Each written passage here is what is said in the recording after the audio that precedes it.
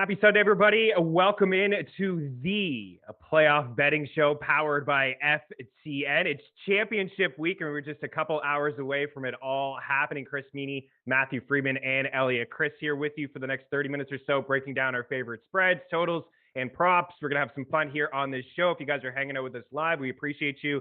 Smash the like button. You have any questions, comments, concerns, you can leave them there in the YouTube section. Always circle back before kick off the first game just a couple hours away. We got EC rocking the KC, and we got Freedman rocking the FTN as per usual. Freedman, we're going to start with you, sir. We're kind of keeping the same theme, but we'll save the props towards like the end of this show and just kind of really dive into both of these games. Let's start with the Rams and the 49ers, the third meeting between these two teams. Kyle Shanahan has had a lot of success against Sean McVay. Does he continue that success here today, do you think? Yeah, I think so. I'm betting on 49ers plus 3.5. And honestly, if you want to bet on the money line, which I think you can still find at plus 160 at some places, I would say go for it. I like the 49ers in the spot. And I sort of hate saying that because I've, been very adamant in betting against Kyle Shanahan in certain situations, especially when he's at home, when he's favored. He's in neither one of those spots here. I think this 49ers team gets it done, and we might end up looking at a rematch of the Super Bowl from a couple of years ago, which I don't know if anyone really wants to see that, but that's what we might see. You know, Jimmy Garoppolo, he's taken a lot of heat. It's been a bad 12 months for him with his replacement being drafted, wasn't traded to another team, still had to start the season with the threat of Trey Lance there. But, Garoppolo, as bad as he has looked at various points this year, he's still number 8 in composite expected points added and completion percentage over expectation, right behind Tom Brady and right ahead of Justin Herbert. It's not as if Garoppolo is a great quarterback, but when he drops back and is asked to do specific things within the Kyle Shanahan scheme, he can do those things at an above average level. And I will just assert that his success, a lot of it stems from Kyle Shanahan's scheme. But Garoppolo is at least sufficient to execute what Shanahan asked him to do. And let's look at the quarterback on the other side of this game, Matthew Stafford. Let's not pretend that he's flawless. He certainly has a higher ceiling than Garoppolo, no question about that. But he led the league this year with 17 interceptions. Both of these passers are capable of losing games for their teams. But I don't think Garoppolo in this matchup is going to be put in a situation to lose the game for the 49ers. He's actually been at his best this year against the Rams in the regular season in 2 games against them. 498 yards, 3 touchdowns to 2 interceptions, completed 74.5% of his passes, and had 9.2 adjusted yards per attempt. There's just something about the way that this defense plays against the 49ers offense to where Garoppolo can be one of the better versions of himself. We saw that in week 10 when the 49ers won 31-10. We saw it again in week 18, which was basically a road playoff game for the 49ers. Must win 27-24, come from behind overtime victory. I mean, we've seen it for the past 3 years. Shanahan does have a real edge on McVay. In the first 2 years where these guys were matching up, Shanahan did not have what I would call like starter NFL caliber quarterbacks, right? He had CJ Beathard as the starter in a game, right? He had I can't even Nick Mullins as the starter, right? Like he was not operating the offense the way that he wanted to. But in the past 6 matchups, he's had Garoppolo for all of them, and in all of them, Shanahan is 6-0 straight up and against the spread. And if we want to take the first 4 games where Garoppolo wasn't there, Shanahan is still 7-3 against the spread against Sean McVay, his former assistant in Washington. Shanahan with Garoppolo is 11-3 against the spread as a road underdog. You kind of look at the matchups, you look at the trends. I think this points to the 49ers as 3.5 point dogs. I mean, I think there's a lot of value there. I think that this line probably should be 2.5 or 3, but 3.5, I don't know. Maybe I'm walking into a trap, because it feels like with them setting this line at 3.5, they know that they will be looking to take sharp money on the 49ers here. But, you know, maybe with how good the Rams have looked on offense recently, they feel like they can set this line at 3.5 and still get enough Rams money on the public side. But I don't know. I look at this and I think 3.5 feels like a gift.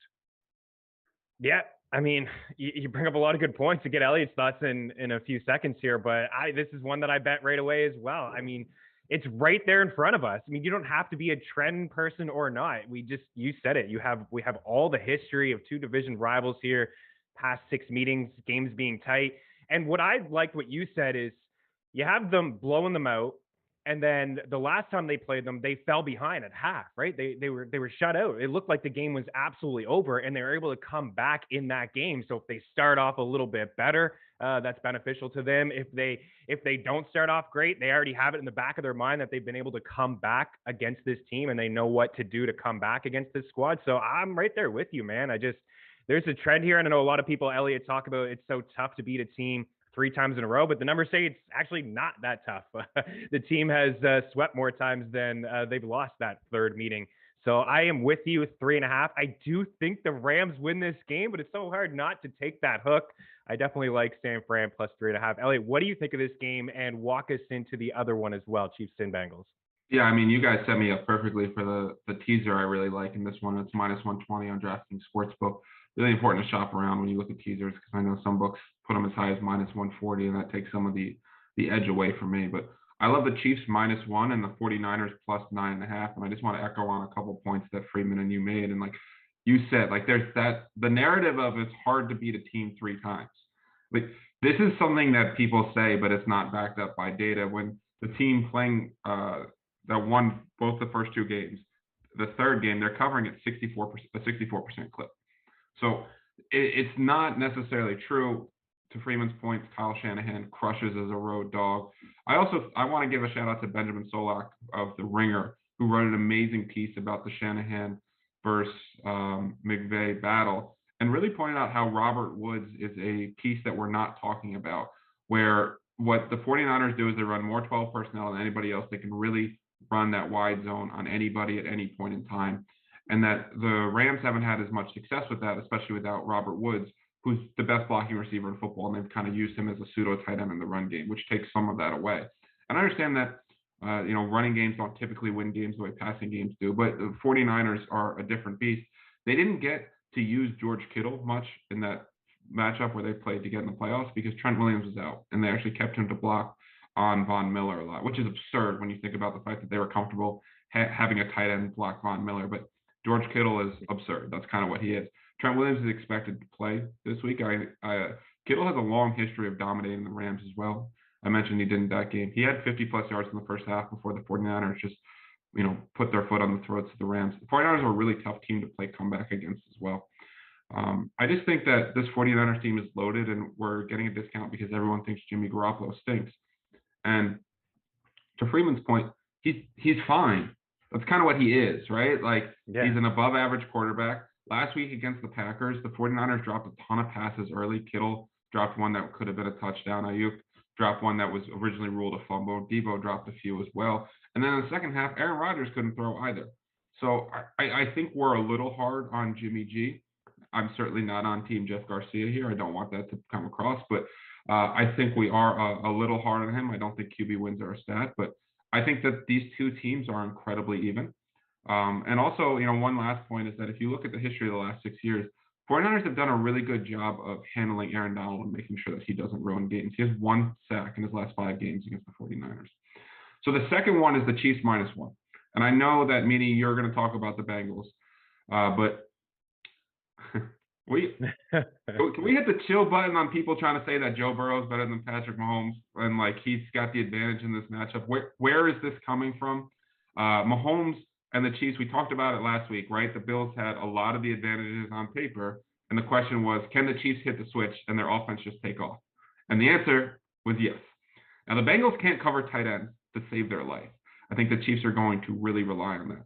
And last week, we saw Joe Burrow, who's now been sacked 62 times on the year, 14 more than the next closest team, get obliterated in the middle of that line with Jeffrey Simmons having 3 sacks and Titans having 9 sacks in total. The Bengals really struggled with the noise in Tennessee and the get off of the snap. I think we're underestimating this being a playoff game, saying the Bengals won the last game, but we're kind of coming over the other side. I anticipate Chris Jones, who's been one of the best players since he moved inside. That's the week of the Packers in week 9, winning about a 27-28% clip, which is top 15 in football since that point. So they have a very dominant interior player. They should get Tyrann Mathieu back. Patrick Mahomes and Arrowhead's only ever lost once, and that's when the overtime rule against the Patriots had the opposite effect, right? Where he never got to touch the football. I just think you give me 2 equal teams, divisional rivals in a close game, plus 9.5, and you give me Patrick Mahomes at home, -1.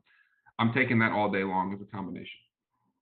Yeah, I think it's not just your best bet. I think it's the best. Like, we're gonna roll through some good bets, and I think that's the way to go. I honestly, with to tease them down and to just to win that game, I think the Chiefs win the football game. And I haven't heard that narrative. I've heard a lot of people talk some craziness this week, but I have not heard that one. That was on Joe Burrow is better than Mahomes. NFL Network, and I'm not trying to call out Adam Rank because I think he's a good dude, but he had a whole speech on why Burrow has the advantage over Mahomes this week. Well, that's just silly talk. I don't know where to go with that one, but I do like this Bengals team to cover 7.5. You can get that still at BetMGM using our prop shop parlay calculator, as Elliot, you said, to get the best possible odds. It's at -115 over at BetMGM. I like the 7 too. I'm fine with the 7 if you can't find this 7 anywhere. I just think it's too many points. I mean, we've talked about this all year with this Chiefs team. Too many points, guys. Too many points. I know the Bengals are certainly feeling themselves, maybe more than they should. I saw CJ Uzomah say last week that he said the Titans were afraid of the Bengals. Like, that kind of stuff just is like, come on, man. They weren't afraid of you. Like, you were coming into their house. They were ready to go for the game. They got after Joe Burrow and company. They lost the game on a field goal. Like, nobody was afraid of the Bengals, and the Chiefs are not going to be afraid of the Bengals. And I'm sure the Bengals are going to be a little bit shooken and taken back from the noise that you alluded to, Elliot. They were practicing all week with fake crowd noise. It's not going to be the same. It's certainly not. This is going to be the loudest environment I think Joe Burrow's ever played a football game. But these two teams just played week 17. They just played. It was a 34-31 game. Burrow carved them up, 446 yards, 4 touchdowns. Chase had their way. I get Matthew's going to be back. He had no answer for Chase in that game. I'm sure they're going to try to mix some things up, make sure it's not single coverage, try to bracket him just a little bit. But Kansas City plays a lot of cover too. They play a lot of cover 0. And Burrow's pretty good against that scheme and against those coverages. Number 1 in the NFL, 9.5 yards per attempt against those schemes. And yes, he was on his back a lot in that game last week. Sacked 9 times and still was able to win the game. And Kansas City generated more pressure than they ever did all year long in that one game against Cincinnati. I know you guys are hearing this and you're probably not feeling too great about Cincinnati covering that game, but they still, guys, were able to have some success. And when the game was in the fourth quarter, watching that game yet again, I noticed that they tried to protect with 7. They left Higgins and Chase on the side running mirror routes, and they were able to beat those routes consistently, able to win those routes consistently in that game. And this Chiefs defense, that's what it comes down to me. I expect Mahomes and company to be able to score, but I just feel like Cincinnati will be able to keep up as well. Over the last 4 games, not including the game against the Steelers and Big Ben, and I think they got past, inside Kansas City's field of territory, past the 50, I think, some point in the third quarter. Like, they were hardly moving the ball in that game. But Kansas City's last 4 games, not including that one, they're allowing 35 points per game and 422 passing yards per game. Their defense at one point in this season was really good. I know I was talking about it a lot. They went 5 straight games in a row, averaging 9.6 points per game. They played Daniel Jones. They played Teddy Bridgewater. They played Jordan Love. They played Taylor Heineke. Mr. Heineke, can we get his first name right? I don't know. They played bad quarterbacks, guys. Like, they're going to be able to move the ball here, Cincinnati. If you want to look at trends, and if you are a trend person, Cincinnati 6-0 against the spread, 5-0 outright as an underdog of at least 3 points of the season. That's on the road. This is a team that can cover, can hang, whether it's a backdoor or not. I do believe that they're going to be able to score some points here in this football game. So I am taking Cincinnati plus 7.5. So I don't know if you're with me on that one, Freedman, but I think Burrow and company are going to hang around in this game. Yeah, I am with you on that one, and I wouldn't go the distance of saying that Joe Burrow is better than Patrick Mahomes. But this year they were number 2 and number 3 in composite EPA and completion percentage over expectation. Like Burrow had a fantastic season. I don't think he has the improvisational wizardry of Patrick Mahomes, and I also don't think he has the rushing ability of Patrick Mahomes. I think those two things give Mahomes the edge. But Burrow, I mean, obviously we all know this. He has been fantastic in his own right. And I do think, meaning to your point, that the Chiefs defense, I wouldn't say it's been fraudulent, but they made themselves look good in the middle of the season against subpar quarterback competition. And, the Bengals, I don't think that they have a great defense, but like they have at least something that is kind of approaching a cohesive unit.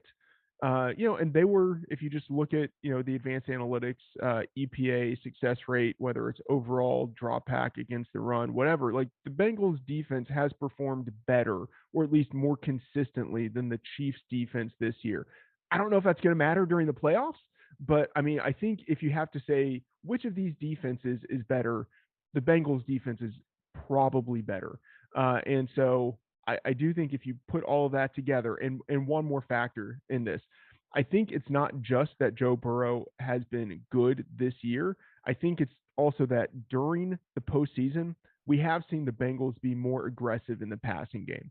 So during the regular season, we saw for stretches at a time when they would just run the ball, like very inefficiently give the ball to Joe Mixon. Their offensive line wasn't getting much of a push, and that would put them in weird game situations.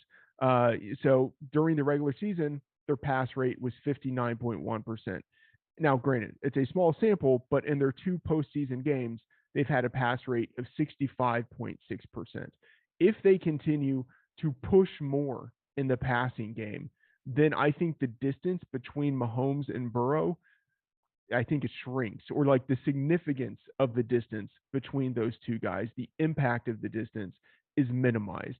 And I think that is where the spread comes in here. I do think that the Chiefs win this game, but 7.5 is a lot when you have a quarterback who has good receiving options and is now in an offense that is passing the ball more aggressively. So I do think the Chiefs win. I'm with you, though. I do like the Bengals to cover. Go ahead, Eliot. I was gonna say one point is like I don't think anyone, just to be super clear, doubts that Joe Burrow's not like ascending to the top of the quarterback throne, and like that Patrick Mahomes is so much better and Burrow's not good, right? I just want to make sure that's super clear. I do think one gap we're not talking about, Andy Reid versus Zach Taylor, is probably the biggest gap of anything. Yes. Andy Reid is a proven coach, great playmaker. To Freeman's points, the Bengals have done a lot of conservative nonsense this year. They've made a lot of bad decisions. And I definitely agree your point that the Chiefs' numbers are inflated, meaning I have to give you a shout out because you really talked about how the Bills' #1 defense was inflated by incredibly poor competition, and that when they played good quarterbacks, they got lit up. So I just want to give you a shout out for that too. It's not that the Bills' defense was frauds, but they probably weren't the #1 overall defense in football. Geez, tell that to Bills Mafia. My goodness. I had to start blocking people left, right, and center last week on Twitter because they hadn't played any good quarterbacks. I get it, guys. The Bills don't make the schedule. I understand it. They don't make the schedule. I wonder what kind of run Mixon is going to get. Because he really didn't get a lot of run against the Chiefs when they played in Week 17. It was 12 for 46. But just taking a look at some of the running backs, like there were 8 instances where running backs had 13 carries, just 13 carries against the Chiefs, and they topped 50 rushing yards. There was a lot of instances where it was just like, teams are not really running on KC. I don't think, to your point, Freedman, that Burrow and Cincinnati want to get into this, all right, you go and I'll go, like kind of what Buffalo and Kansas City did towards the end of the game. They're going to want to try to establish the run and run the rock a little bit with Joe Mixon. I think that they can have some success doing that. But again, it's just too many points for me, guys. Let's switch over to some props. Freedman, you kick us off here. Yeah, I'll stay with that game, and obviously going to tease and say I have a kicker prop later. And in this game specifically, I also have a kicker prop in the bet tracker. Not going to talk about that one though. Instead, I'm going to talk about Byron Pringle. I'm looking over 3.5 receptions. I bet this at DraftKings, put it in the bet tracker at plus 10 odds. It's now minus 105, minus 110 across the industry. I still like it at those odds. Pringle, has emerged really as the number 2 wide receiver within this offense. Last week, he ran a season high 43 routes as well as a 76% snap rate.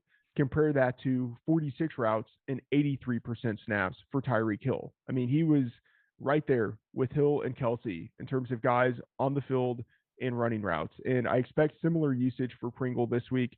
In his 8 games with at least 25 routes this year, he's gone over 3.5 receptions 6 times. Like, he isn't getting a lot of yards on his targets, on his receptions, but he is being consistently used within the offense at this point. And I mean, he's also getting used near the end zone. I mean, that doesn't really factor much into this prop here, but from a fantasy perspective, he's also interesting. But I mean, he's now established himself as the number 2 receiver, and he's being used in that way. So 3.5 receptions for the number 2 wide receiver in the best offense in football, I just think that's too low. Yeah, he's really, really noticeable, especially to your point, inside the end zone. Multiple touchdowns over the past few weeks, and a lot of end zone targets for him as well. Everyone looking for Hardman or Robinson, who's going to step up and be that guy, and it has been Byron Pringle for Kansas City. Eliot, what do you have for a prop? Yeah, so a prop I would have played, but unfortunately the line only came out this morning, was Jerick McKinnon over 23.5 receiving yards, something I love after he's played over 75% of snaps the last 2 weeks and seen 5+ targets in both games. But I'm going to stick with Travis KELCE, over 76.5 yards. This Bengals team is bottom 5 in receptions and targets and yards to the tight end position. Meaning, tell me if this is a fair list of the best tight ends in football. Travis KELCE, Mark Andrews, Darren Waller, and George Kittle. Is that fair? Yep, pretty good. Can I throw TJ Hawkinson as one of the most talented guys that hasn't necessarily performed well? Is that fair for me to throw him in that list? I think every single one of those teams with those tight ends had 10+ targets against the Bengals. This team struggles to cover the tight end position. Travis KELCE broke his streak last week of 4 straight playoff games with over 100 receiving yards with only 98. So had a real poor performance last week. But I just anticipate that he's going to be highly involved in this. And because, I don't want to be outdone by Freedman, who comes in with the most obscure player that he can think of every single week. So I was doing some digging on these games where they play top tight ends. And Logan Wilson has only gone over 9 tackles in one of those games. Pratt becomes the guy that really has the big games. Logan Wilson tends to have the big tackle games against predominantly run teams. His line is set at 8.5. The juice is minus 180 on some books. You can get it over on MGM at minus 155. I think that Logan Wilson is going to go under 8.5 tackles. And Freeman, that bet is for you, sir. Thank you. I appreciate it. I appreciate it. As you were talking, I was actually betting the Jerick McKinnon receiving over. So I consider myself twice blessed by you on this podcast. IDP, right? Where I can't get enough of it. I love it. I actually really do. I play in a dynasty league. It's like a 15-team dynasty league. We all have about 20 defensive players on it. It's I'm not gonna lie. This year was actually pretty tough with everything happening in the NFL world, last-minute scratches and COVID. It was really tough to find replacements on the waiver wire for IDP formats. I like that one. You know what? The McKinnon one is awesome as well because I think it was very telling when that game, not because they were down certainly in that game at moments coming back a couple times, but in overtime it was McKinnon who was on the field, a couple screen passes to him to move them up the field, and he's looked really good over the past couple of weeks.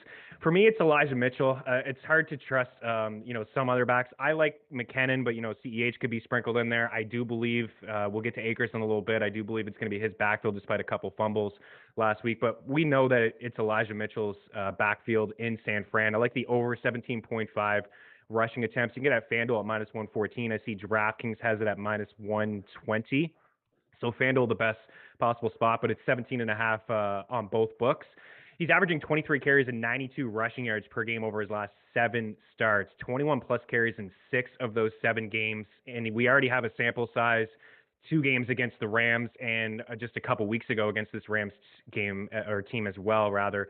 48 carries in 2 games, 21 and 27, 85 plus rushing yards in both of those contests.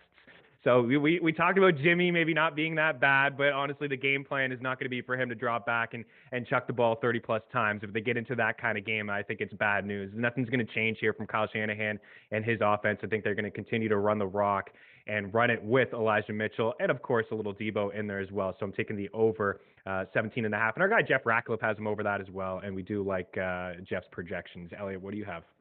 I have a question. Do we like Elijah Mitchell at plus 250 to lead the day in rushing? Because he's easily projected for the highest workload. Cam Akers has gone up against a much better rush defense. Like you said, the Chiefs should split work, and Joe Mixon, the game script probably doesn't dictate. Like if they're pounding Joe Mixon, I don't know if that one's going to work well for them. I like it. I think Freedman, the only concern would be a quarterback maybe taking it like last week. Pat Mahomes led everybody in rushing yards, and Josh Allen was number 2. But we had a lengthy conversation, I think, after the show about Elijah Mitchell. I believe we touched on it a little bit on the show, but we also, 3 of us were talking out potentially Elijah Mitchell because of other running backs not being in good spots. I think he's in play to lead the entire day on rushing yards. Yeah, I think he's in play. 250 feels about right. I honestly, like, I put it in the bet tracker. Patrick Mahomes at 22-1. I know that feels so ridiculous, but it happened last week. And although Mitchell had success previously against the Rams run defense is pretty decent, and the 49ers run defense is also good. So if it's a situation where the NFC Championship game becomes sort of like this dirty defensive affair, neither offense is really able to get something going, you could see Mahomes actually leading the slate once again in rushing. And 22-1 just feels much too high. I was excited to bet Patrick Mahomes rushing yards next season in the first round of the playoffs at 16.5 or 17.5 again. Yeah, this man, like it's and now he's got 5 rushing touchdowns in 10 career playoff games too, and they've made that number plus 400. Mahomes loves to run in the playoffs.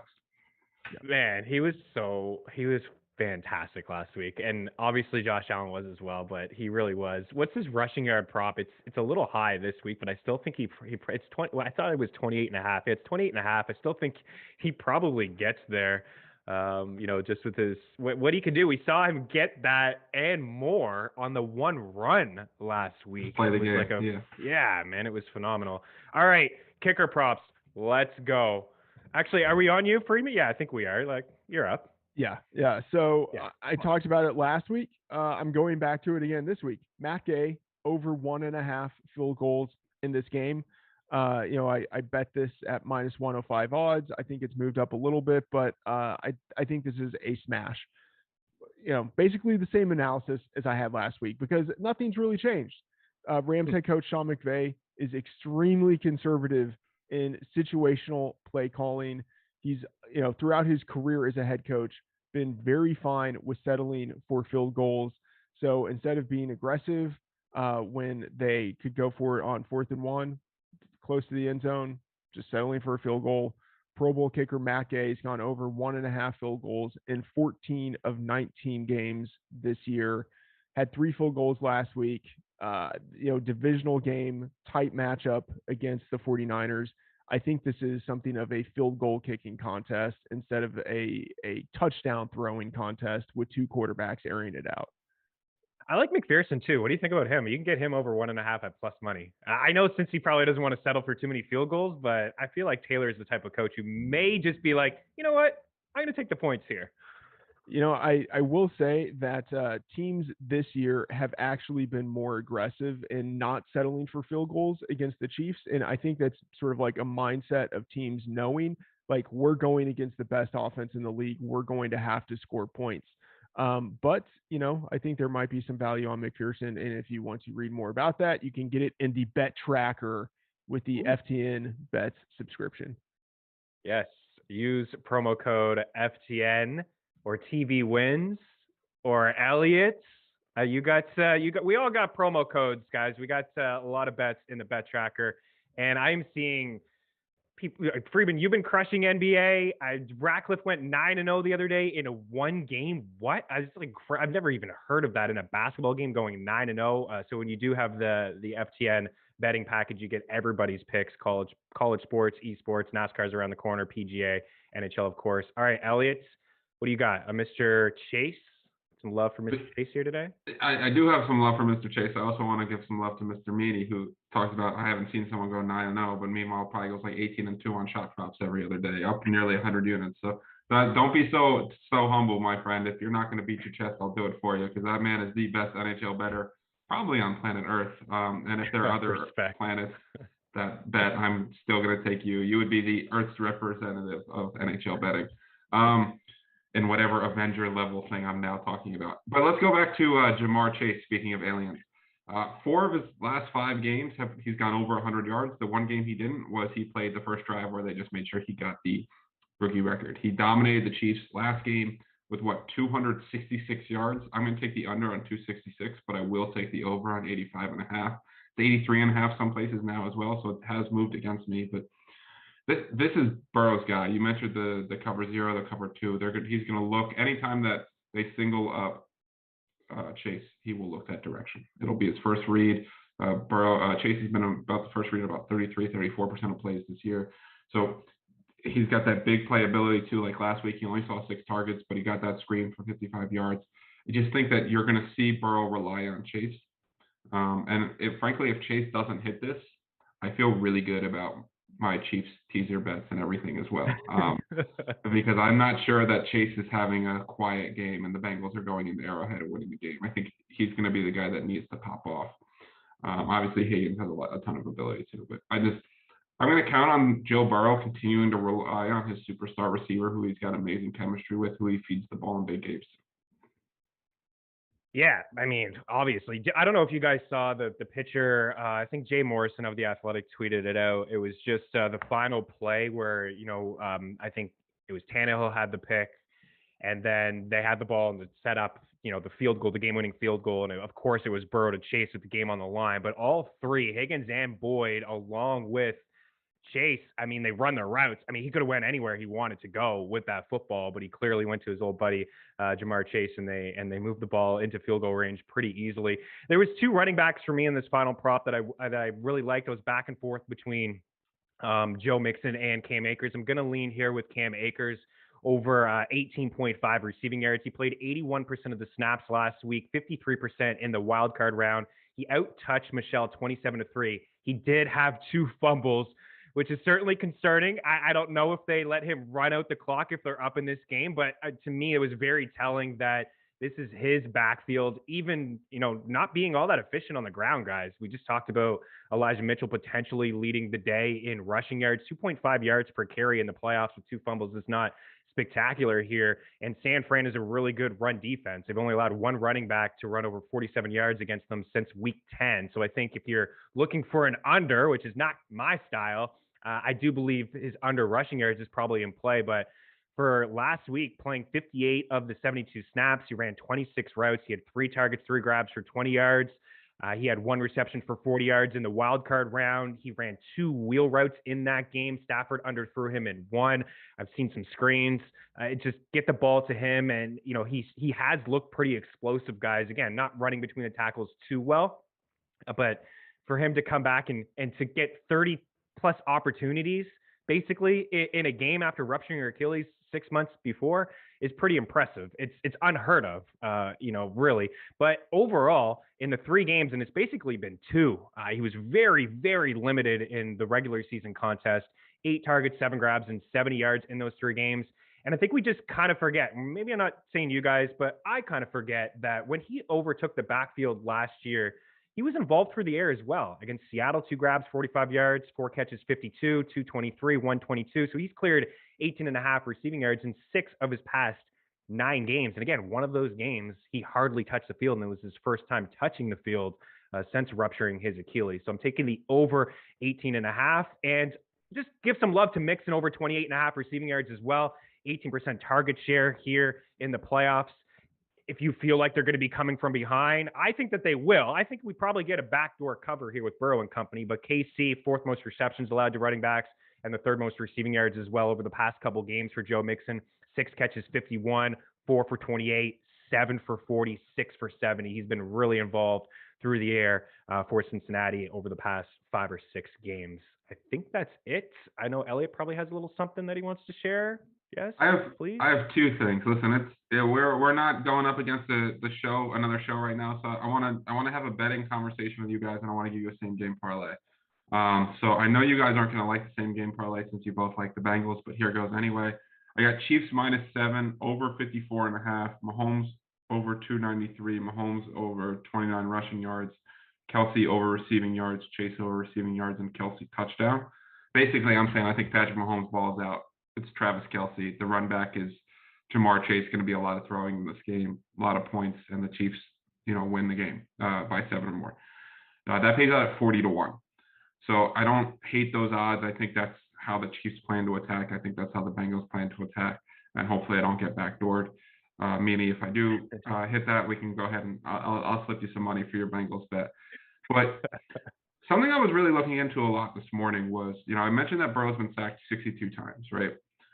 It's 2 or more sacks against him in 10 straight games, 3 or more sacks in 8 of the last 10. This team has really struggled with interior pressure. 4 straight games with an interior defensive lineman getting a sack. The last time one didn't, the Bengals only threw the ball 22 times. Joe Burrow's passing prop is 37.5. I think we would all agree that it's pretty safe to say that Burrow's going to throw the ball over 22 times in this game. The Chiefs do not blitz a lot. They're only blitzing about 25% of the time. And by that, I mean their pass rushers are 5 or more, right? So they tend to play 4 guys in pass rush situations. Melvin Ingram, Frank Clark, Jaron Reed, and Chris Jones. Now, Chris Jones has absolutely dominated them the last matchup. And has been one of the better players on the interior defensive line. Now, FanDuel has moved these odds, but they're still available at Sugar House, and you can kind of combine them. So with all that information I just gave, right, does it make sense to put money on each of those 4 guys to get a sack, where Chris Jones is the only one, he's -133. Jaron Reed is +300. Frank Clark is +112. And Melvin Ingram is +225. Those are the guys that are going to be rushing the passers. Those are the interior defensive linemen. I feel like it's really hard for none of them to get a sack. I feel like it's very likely at least 2 of them get a sack, and since most of them are plus money, you're in the advantage. If Reed gets the sack at +300, you've already covered everybody. And again, they've really struggled with interior defensive linemen. So I just want to kind of get your guys' general take in that betting philosophy. Not a typical thing. Sacks aren't very often available throughout the course of the season, but trying to take advantage. Like, I really wanted to find Jeffrey Simmons last week and couldn't do it. But really trying to take advantage of what the Bengals struggle with, especially with that crowd noise and Joe Burrow getting sacked all year long. I think that's awesome. I mean, like you said, you hit 2 of them and you're on your way. The Bengals 30th in NFL pass block win rate this season. And you just saw it last week, and we've seen it all year. That's the weakness, Freedman, of this Cincinnati team. We talked about their defense being a little bit better. I think for me, heading into this year, I thought Burrow was going to be one of the guys this season that just was top 5 in the NFL in passing attempts, but the defense improved. They were better. They were able to get some turnovers, force some turnovers. But the issue that I have with this Cincinnati team is their offensive line and protecting Joe Burrow, and nailing a couple of sacks like that. You got to think. They sacked him 4 times a couple of weeks ago. You got to think they're going to have at least a couple quarterback hits on them today. Yeah, I think so. I like the idea of going with all 4 guys. And the way, if the Bengals are going to win this game, I think the way it's going to happen isn't even Jamar Chase quick passes, like Joe Burrow dropping back and quickly getting it to Jamar Chase. I think it's going to be Joe Burrow dropping back and having an elevated chance of taking a sack, but knowing that if he's able to stay in the pocket long enough, his guys are going to get open deep. Like, I think that is how the Bengals will try to compete in this game. And that just opens him up to more sacks. And like, they had 9 last week. It really was more like 11, just like on a technicality, 2 of them didn't count. So Yeah, I mean, the odds aren't great that all four of these guys get a sack, but that's accounted for within the plus odds. So I actually do like that idea. Like one thing we can project pretty conservatively is that Joe Burrow will take sacks. And the Bengals are getting pressured at, on a 2.31 seconds per dropback, which is the third highest rate in the football.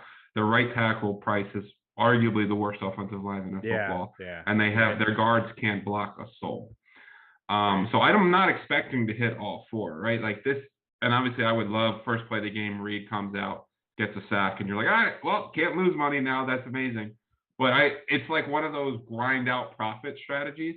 Obviously, it could go bust, but like to Freeman's point, the Bengals are going to try to attack downfield. Burrow is amazing under pressure, but one of the reasons he's amazing under pressure is he's under pressure all day long.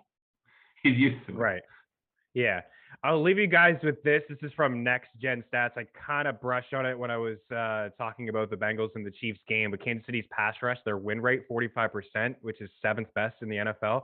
59% in that Week 17 game against Cincinnati was a season high for them in that matchup. So, I mean, so I didn't really want to like hammer home that point when I'm like Cincinnati plus 7.5 guys, but like let's be honest here. They're going to be able to get some pressure on Joe Burrow. There's no question about that. Every team has gotten pressure on Joe Burrow since he's been a member of the Cincinnati Bengals. We do got to get out of here. We got Touchdown Town with Joe Gallant and Brendan Deeg. They're going to call some touchdowns for you. They better have Mr. Pringle, and hopefully it's a receiving yard, a nice long bomb there, Freedman. Guys, this has been fantastic. We're going to tease a little bit the Super Bowl show. We're going to have a lot of different moving pieces. You're going to see a lot more faces. We're going to have some fun as well. So we'll see you guys in a couple weeks. Again, if you have any questions, leave them there in the YouTube section. And remember to smash that like button. From Eliot Crist, Matthew Freedman, myself, Chris Meaney, Tino, and George running the show for us. Have a great championship Sunday. We'll talk to you guys soon. Cheers.